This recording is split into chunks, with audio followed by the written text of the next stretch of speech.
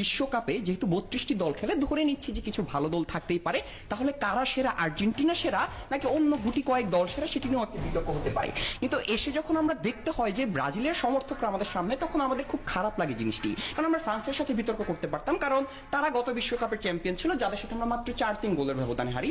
আমরা জার্মানির সাথে বিতর্ক করতে পারতাম, যাদের সাথে 120 মিনিটের খেলায় আমরা একটি গোল খেয়ে হারি। আমরা চাইলে স্পেনের সাথে বিতর্ক করতে পারতাম, যারা চমৎকার দল, 2010 সালে বিশ্ব চ্যাম্পিয়ন। তা না হয়ে আমাদের সাথে এমন একটি দলের বিতর্ক করতে হচ্ছে যারা কিনা কোনো একটি বিশ্বকাপে, খুব সম্প্রতি একটি বিশ্বকাপে 90-180 মিনিটের খেলায় 10টি গোল খেয়েছে। প্রশ্নটি হচ্ছে, আপনি যখন 10টি গোল খাওয়ার মতো একটি টিমের সাথে বিতর্ক করতে হয়, সেটা আমাদের স্ট্যাটাসের সাথে যায় না। কারণ আমরা 90 মিনিটে, 120 মিনিটে যে টিমের সাথে একটি মাত্র গোল খাই, তারা যখন সেই একই টিমের সাথে, জার্মানির সাথে 90 মিনিটে 7 গোল খায়, এবং তারা বিতর্ক করতে আসে যে আজকের বিশ্বকাপে আমরাই সেরা।